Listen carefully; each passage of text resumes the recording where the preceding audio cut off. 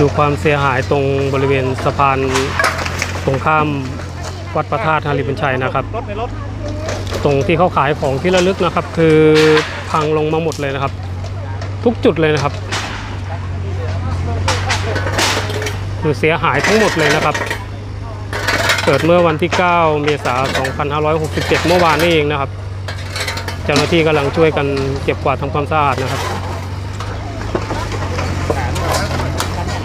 โอ้แทบทุกหน่วยงานนะครับมาช่วยกัน